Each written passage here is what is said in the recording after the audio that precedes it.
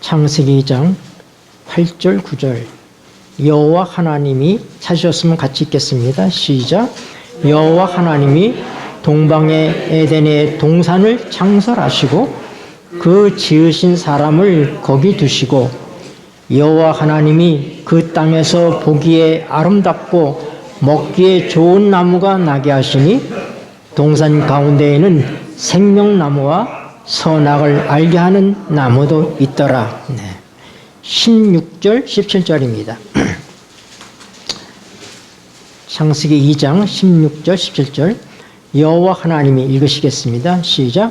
여호와 하나님이 그 사람에게 명하여 가라사대 동산 각종 나무의 실과는 네가 임의로 먹되 선악을 알게 하는 나무의 실과는 먹지 말라.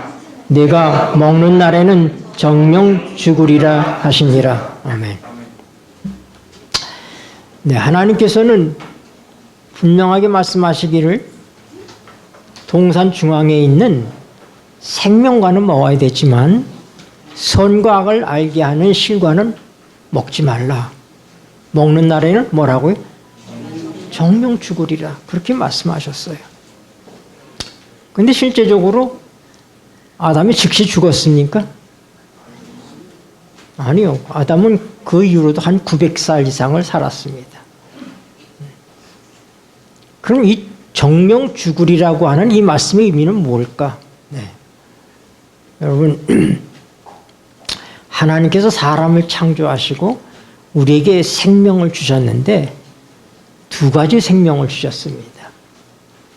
하나는 그냥 푸스케라고 하는 그냥 우리의 육체적인 생명입니다. 동물에게도 있는 생명, 이 생명을 주셨어요. 그리고 그거 외에 하나님께서 우리에게 주신 진짜 생명이 뭐냐면 영적인 생명입니다. 그 영적인 생명을 어떻게 표현하냐면 동산 중앙에 있는 뭘 먹으라고요? 생명과를 먹어야 된다. 생명과를 먹어야 된다. 그래서 하나님으로부터 오는 영적인 생명이 생명과를 통해서 믿음의 관계로 유지되도록 하신 것이 하나님께서 경영하신 일이었습니다. 그러나 아담과 하와가 불행스럽게도 그 마신 열매를 먹었습니다. 그래서 어떻게 됐어요? 그들이 범죄함으로 말미암아 영적인 생명이 죽은 것입니다. 영의 생명이 죽었어요. 그러나 잠깐 보이다가 사라지는 것 같은 육체적인 생명은 남아있는 것입니다. 그러나 영적인 생명이 뒷받침되지 아니하면 육적인 생명은 계속적으로 살 방법이 없습니다. 그래서 죽음에는 두 가지가 있구나. 하나는 뭐예요? 영적인 죽음과 육체적인 죽음이 있다.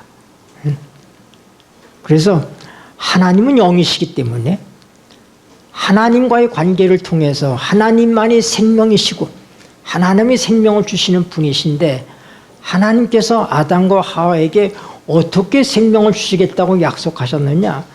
에덴 동산 중앙에 있는 생명과를 먹어라. 이게 하나님의 생명의 상징이에요. 그것을 먹는 날에는 내가 죽지 않고 영원히 산다. 그러나 선악을 알게 하는 실과를 먹으면 내가 정령 죽으리라.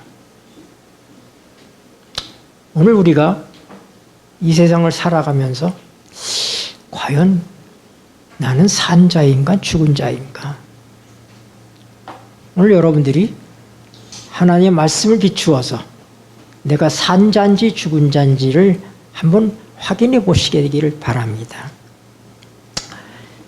디모데전서 5장 6절에 보면은 일락을 좋아하는 이는 살았으나 죽었느니라. 인생을 쾌락적으로 살아가는 사람들, 이런 사람들은 살아있지만 뭐라고요? 죽었다. 그렇게 성경이 표현합니다. 자, 나는 죽었습니까? 살았습니까? 여러분 스스로 답을 하시게 되시길 바랍니다. 자, 로마서 5장에 있는 말씀 보십시다. 로마서 5장 12절. 로마서 5장 12절. 이러므로 읽겠습니다. 시작. 이러므로 한 사람으로 말미암아 죄가 세상에 들어오고 죄로 말미암아 사망이 왔나니 이와 같이 모든 사람이 죄를 지었으므로 사망이 모든 사람에게 이르렀느니라. 아멘. 여러분, 우리는 아담이 선악과를 따먹을 때 우리 동의하지도 않았고 거기에 있지도 않았습니다. 그러나 성경은 뭐라고 얘기해요? 한 사람이 범죄함으로. 누굽니까? 우리의 시조? 아담이죠. 네. 아담 한 사람이 범죄함으로 모든 사람이 범죄한 것이다. 그 한 사람의 실수로 인해서 모든 사람에게 죽음이 이르렀다. 이렇게 얘기합니다. 그래서 죄는 한 사람으로 말미암아 시작되었다 하는 것을 말씀하고 있는 거예요. 그러면 여러분, 아담이 범죄할 때 우리는 어디 있었어요? 네, 그의 허리에 있었다고 봐야 되는 거예요. 그의 허리에. 네. 우리 태어나지 않고 그 안에 있었으니까. 그러므로 아담이 범죄한 다음에 태어나는 모든 사람은 똑같이 영적으로 죽은 상태로 태어납니다. 영적으로 죽었다고 하는 것은 뭐냐면 하나님의 생명으로부터 끊어져 있다 이런 얘기입니다. 하나님과 관계가 없다 이런 얘기입니다. 여러분, 아무리 신실한 그리스도인이라 할지라도 그의 자녀들이 뱃속에서부터 하나님을 알고 태어난 존재는 없습니다. 훌륭한 목사님의 자녀도 하나님과 전혀 상관없는 상태로 태어납니다. 모르는 상태로 태어나요. 장로님의 자녀도 마찬가지예요. 태생적으로 하나님을 아는 존재로 태어나는 사람은 이 세상에 없습니다. 그래서 우리는 다 뭐예요? 우리는 다 하나님 앞에서는 죽은 존재요, 없는 존재인 것입니다. 그래서 하나님께서 어떻게 잃어버린 생명을 되찾아 주시기 위해서 하나님께서 이루신 구속의 역사가 성경 전반을 통해서 우리에게 말씀되어지고 있는 것입니다. 생명을 잃어버렸으면 생명을 주셔야 되잖아요. 어떻게? 17절 보겠습니다. 로마서 5장 17절.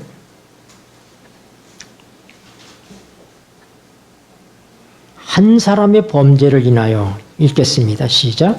한 사람의 범죄를 인하여 사망이 그 한 사람으로 말미암아 왕노릇하였은즉 더욱 은혜와 의의 선물을 넘치게 받는 자들이 한 분 예수 그리스도로 말미암아 생명 안에서 왕노릇하리로다. 아멘.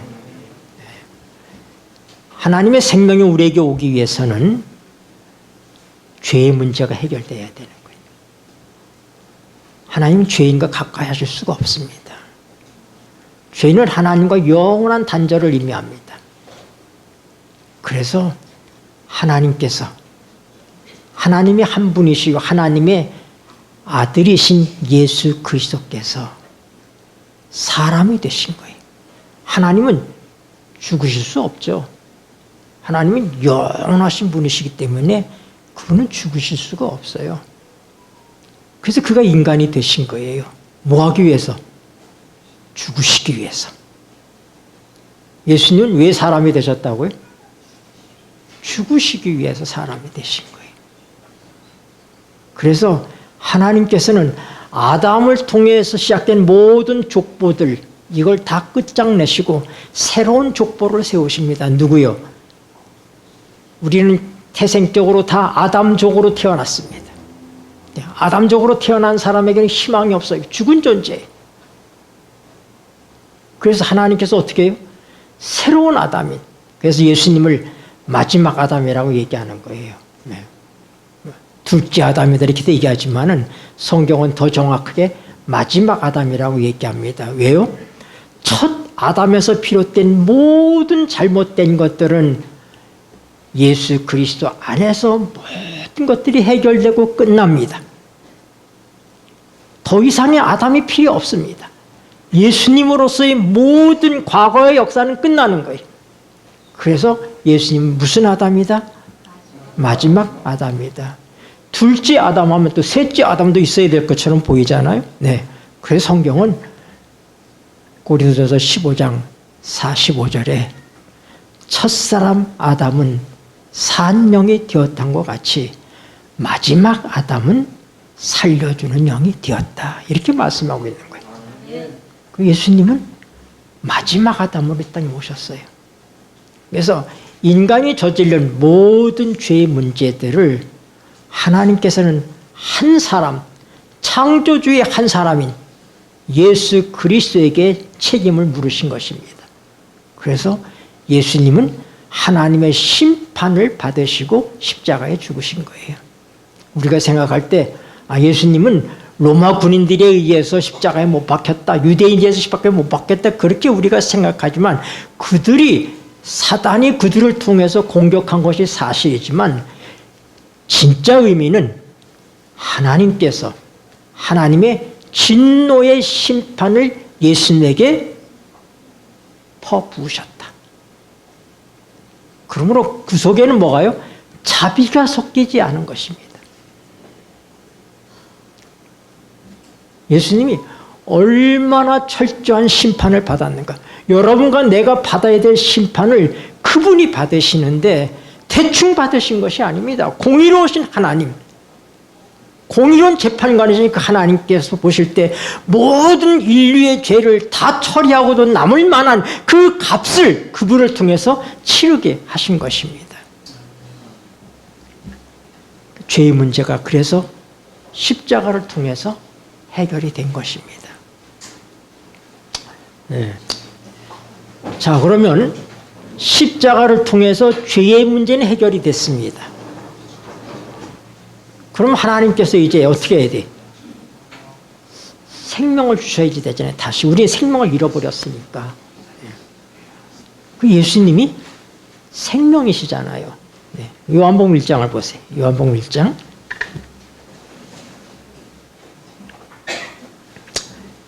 2절부터 4절까지 읽겠습니다. 그가 태초에 같이 읽겠습니다. 요한복음 1장 2절. 그가 태초에 하나님과 함께 계셨고 만물이 그로 말미암아 지은 바 되었으니 지은 것이 하나도 그가 없이는 된 것이 없느니라. 4절. 그 안에 생명이 있었으니 이 생명은 사람들의 빛이라. 생명이 어디 있었다고요? 예수님 안에요. 하나님과 함께했던 예수님, 천지 만물을 창조하신 예수님 안에 뭐가 있었다? 생명이 있었다. 그래서 우리가 이 헬라어 원문을, 성경 처음 쓴 헬라어 원문을 보면 인간의 육체적인 생명을 얘기할 때 그 생명은 푸스케라고 얘기해. 푸스케.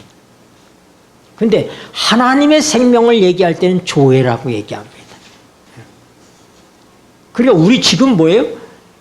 푸스케는 우리가 다 가지고 있어요. 지금 푸스케는 다 가지고 있는데 과연 하나님의 생명인 조회를 내가 가지고 있는가? 우리가 이 점에 대해서 스스로 여러분들이 생각해 보셔야지 되는 것입니다. 하나님께서 어떻게 해요? 생명이신 예수님을 우리에게 주셨어요. 여러분이 잘 암송하는 요한복음 3장 16절, 하나님이 세상을 이처럼 사랑하사 독생자를 주셨으니. 예수님을 우리에게 주셨다는 얘기는 뭐예요? 하나님의 생명을 주셨다고 하는 것입니다. 그래서 우리에게 예수님의 생명이 온 것입니다. 근데 하나님의 생명이 어떻게 무작정으로 우리에게 오는가? 그게 아니라 받을 수 있는 길이 열려야지 돼. 접촉점이 있어야지 돼. 왜냐하면 모든 사람은 육체적인 생명만 갖고 태어난단 말입니다. 네, 다 푸스케예요, 푸스케. 그리고 하나님의 생명인 조회를 받아들일 수가 없어요. 우리는 올 수가 없어요. 그 첫 번째 장애가 뭐냐면은 죄의 문제였어요. 그 죄의 문제는 누가요? 하나님께서 해결하셨어요. 십자가를 통해서. 그 다음에 예수님께서 요한복음 3장에서 얘기하기를 뭐라고요? 사람이 거듭나지 아니하면 하나님 나라를 볼 수가 없다. 그래서 어떤 사람이라 할지라도 다시 한번 태어나지 아니하면은 생명에서부터 끊어진 존재라고 하는 얘기입니다. 그래서 누구를 할지라도 다시 태어나야지 되는데 어떻게 태어난다고요? 물과 성령으로 거듭난다. 그렇게 얘기했어요. 그래서 성령은 눈에 보이지 않는다.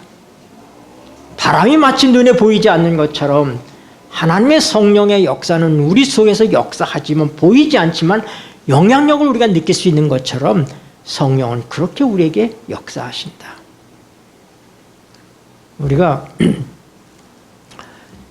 하나님의 영이 통하는 사람과 통하지 않는 사람은 아주 극명하게 다릅니다.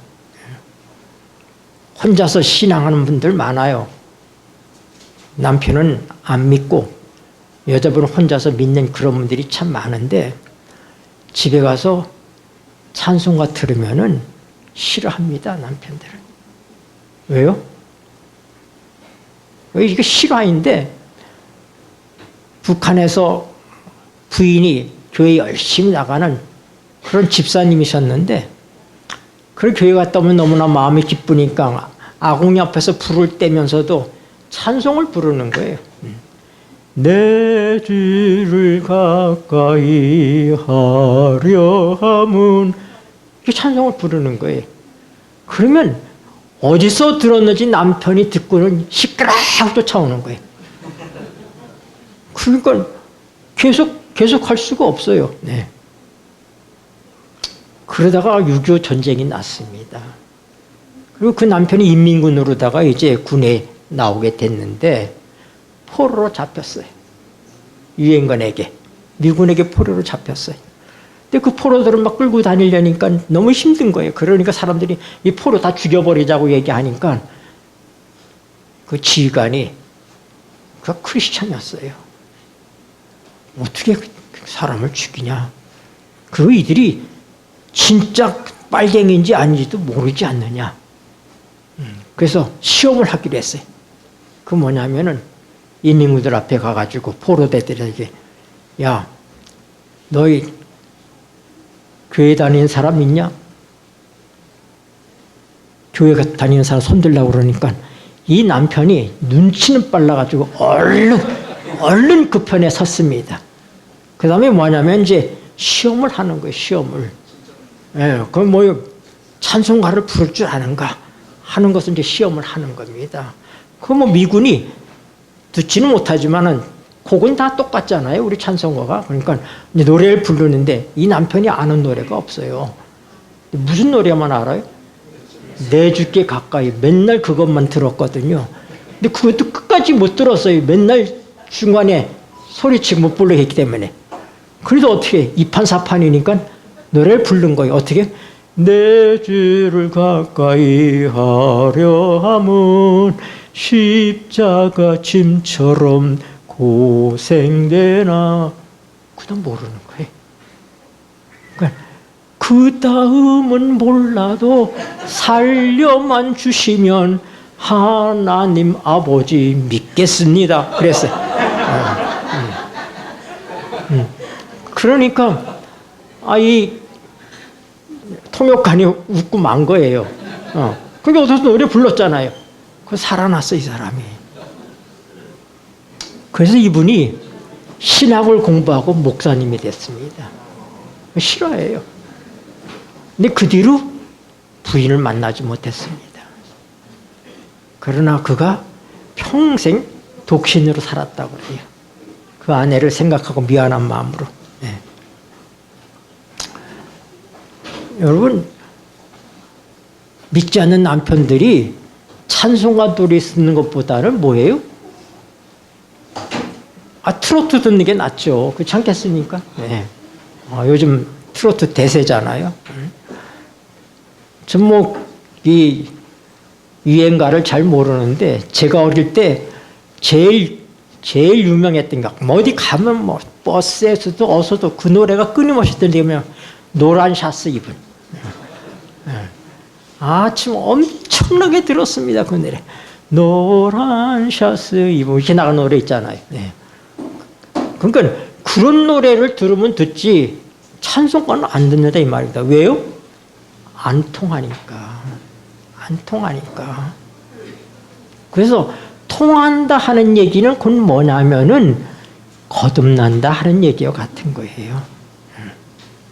그래서 하나님에 대해서 들으면 졸리고 재미도 없고 그렇지만은 하나님께서 예수님께서 말씀하시기를 물과 성령으로 거듭난다고 얘기했잖아요. 그러니까 물과 성령으로 거듭난다. 그래서 물은 뭐냐면 에베소 5장 26절에 보니까 물로 씻어 말씀으로 깨끗하게 하사. 그래서 말씀이라는 걸 알 수 있어요. 예수님께서 성령을 약속하실 때 성령은 자의로 말하지 않는다. 성령의 목소리는 없습니다. 성령은 자기 목소리를 내지 않습니다.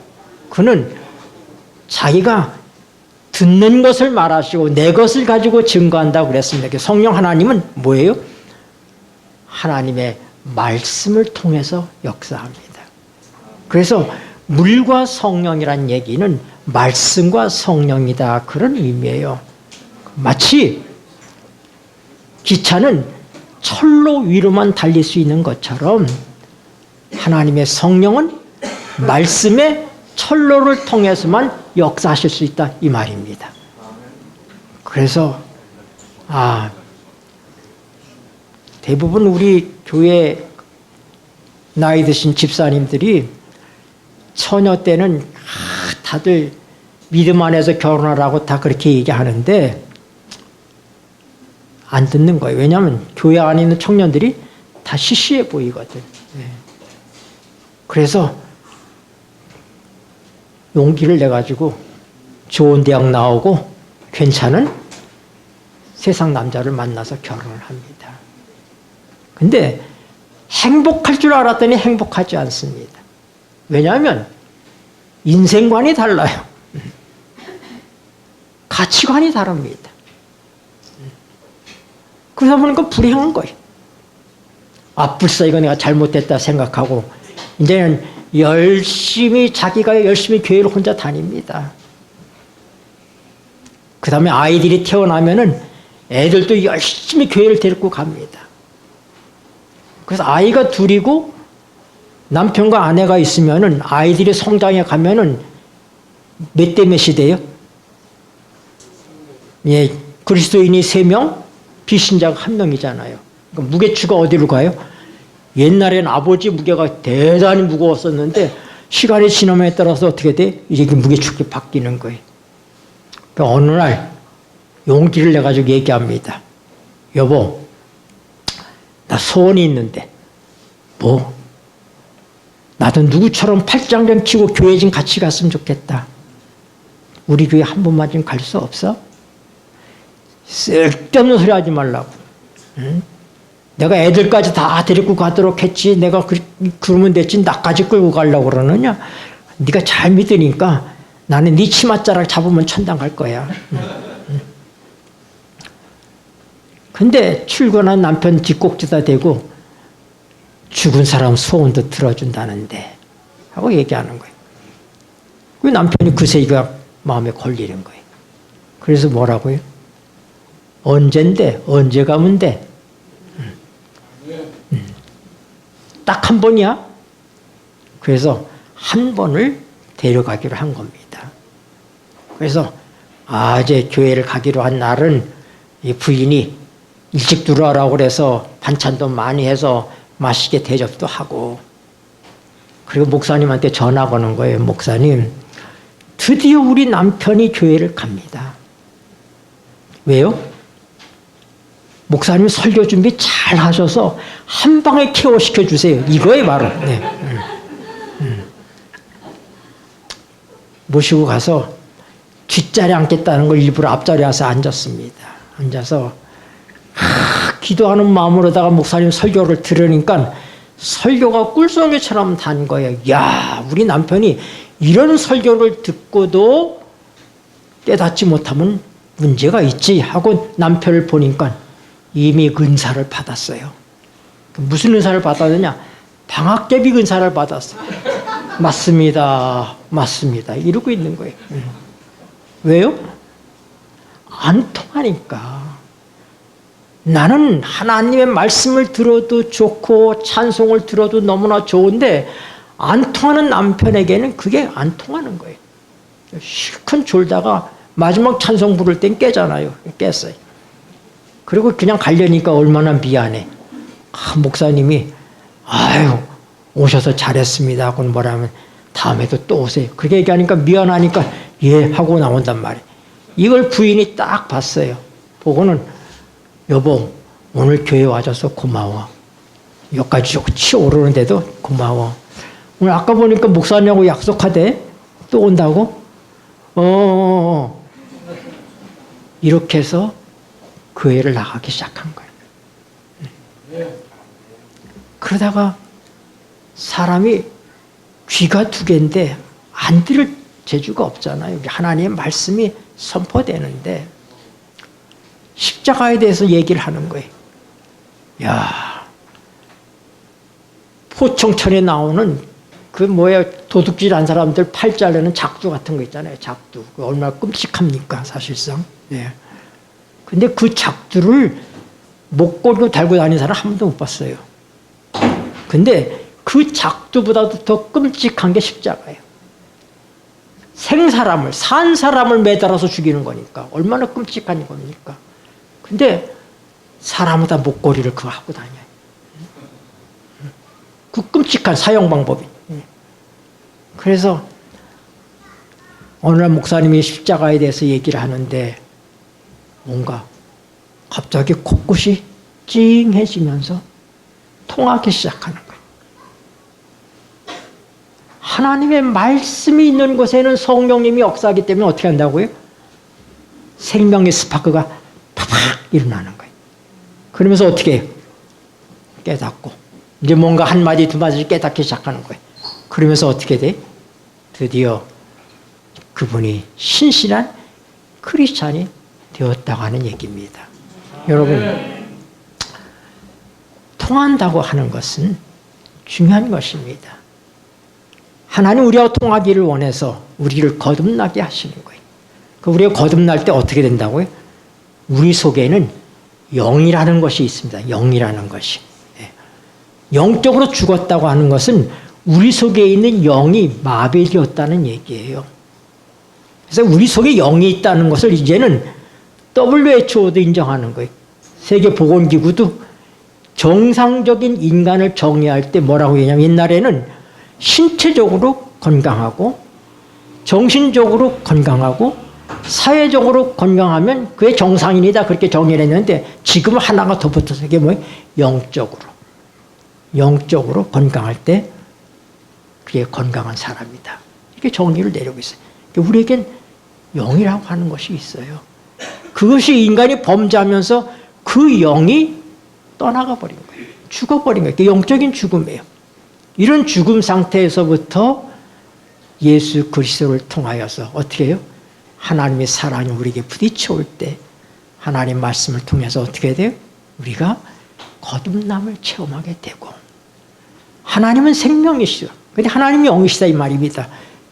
물고기는 물에서만 살 수 있는 것처럼 하나님은 영이시기 때문에 영적인 토양 속에서만 그의 생명을 전해줄 수가 있는 겁니다. 그래서 죄의 문제는 어떻게? 십자가로 처리하셨고 생명의 문제는 생명이신 그분이 하나님의 성령을 통해서 우리를 거듭나게 하셔서 우리 속에 마비되어 있던 영을 살려내셨다 이 말입니다. 그래서 이제는 하나님의 성령과 우리가 통할 수 있는 사람이 됐어요. 하나님의 말씀을 들을 때 깨달음이 있습니다. 그래서 하나님의 영이 있는 사람은 생명이 있는 사람이다. 깨달음이 있다. 그런 사람은 어떤 사람이냐? 그리스도의 사랑이 우리 속에 역사하기 때문에 우리 속에 사랑이 있는 것입니다. 요한일서 있는 말씀 보고 말씀을 마쳐야 될 것 같아요. 요한일서 3장 14절입니다. 성경, 신약성경 뒷부분 요한일서 3장 14절. 우리가 형제를 사랑함으로 읽겠습니다. 시작. 우리가 형제를 사랑함으로 사망에서 옮겨 생명으로 들어간 줄을 알거니와 사랑치 아니하는 자는 사망에 거하느니라. 아멘.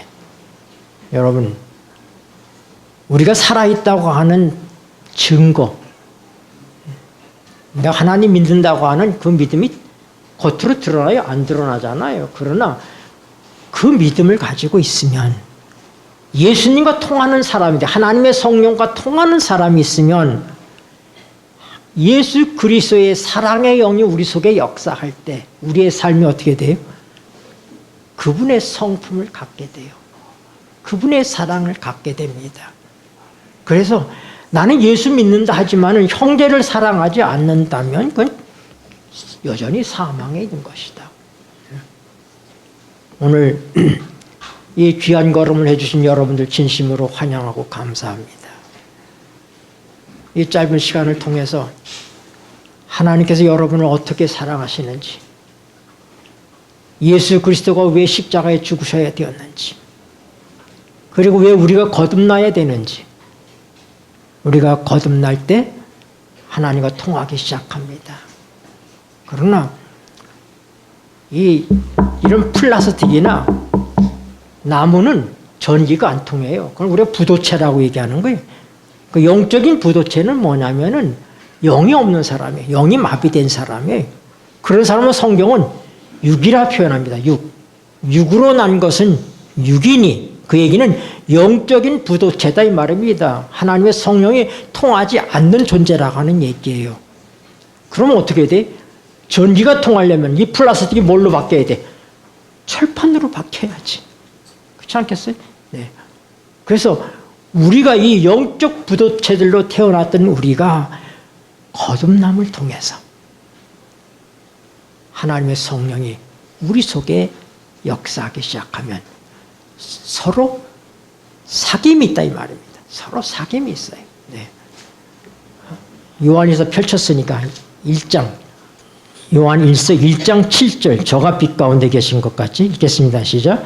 저가 빛 가운데 계신 것 같이 우리도 빛 가운데 행하면 우리가 서로 사귐이 있고 그 아들 예수의 피가 우리를 모든 죄에서 깨끗하게 하실 것이요. 아멘. 네, 우리가 주님과 이제 만나기 시작하고 사귀기 시작하면 우리 주님은 빛이십니다. 빛에 만약에 빛이 없으면 아무것도 볼 수가 없어요. 거울 앞에 가서 아무리 어쩡거려 봐야 내 얼굴에 검정이 묻었는지 뭐 했는지 알 수가 없습니다. 그러나 빛이 있을 때, 거울 앞에 갔을 때 내 모습이 보입니다. 과거에는 나는 도덕적인 사람이라고 생각하고 나는 남들의 인생을 잘 살고 있다고 그렇게 자부했지만은 참 빛이신 하나님과 예수 그리스도 안에서 사귀다 보면 우리는 우리의 모습을 보게 됩니다. 내 참모습을 보게 돼. 그래서 어떻게 돼? 와, 내가 전에 시험받은 교회 한 집사님이 아들 셋을 36에 혼자 돼서 기르셨는데 성격이 아주 대단하신 분이에요. 40이 넘은 아들이 경찰 공무원인데 일요일 날 와서 이제 부모님 보러 와가지고 있다가 무심코 담배로 꼬나 물었단 말이에요. 그러니까 이 엄마가 그냥 볼 것 없이 싸비를 때리는 거예요. 때리면서 이 자식 건방지게 어디서 이런 정도로 성질이 대단한 사람이에요. 그런 분인데 이분이 거듭났어요. 교회는 오랫동안 다녔지만 그냥 다니셨는데 정말 성령으로 거듭났어요. 그리고 그분이 하는 얘기가 목사님, 내 죄가 깨보송이 같아요. 깨보송이 같아요. 얘기하는 거예요. 나는 늘 36살에 혼자 돼서 아들 셋을 기르면서 그 다음에 내가 생각할 때 나는 당당하다 생각하고 어떤 남자가 유혹해도 넘어가지 않고 그랬는데 그가 얘기하기를 뭐라고 그러시냐면 목사님 제가 얼마나 마음으로 많은 죄를 졌겠어요. 빛 가운데 행하면 내 죄가 보이는 거예요. 그때 비로소 뭐예요? 예수님의 보혈의 가치를 알게 되는 거예요. 그 아들 예수의 피가 너의 모든 죄에서 깨끗하게 하셨느니라. 오늘 빛 되시는 그분을 통해서 우리 자신을 솔직하게 보시고 하나님께서 우리를 위해서 제공하신 예수 그리스도의 피를 통하여 깨끗함을 받으시고 막힘없는 주님과의 관계를 통해서 100볼트 차의 전기가 아니라 10,000볼트, 100,000볼트 이렇게 강한 전기로 하나님과 성령을 통하여 우리의 영이 그렇게 강해지는 우리 모두가 되시기를 바랍니다. 네, 기도하시겠습니다. 고마우신 하늘 아버지,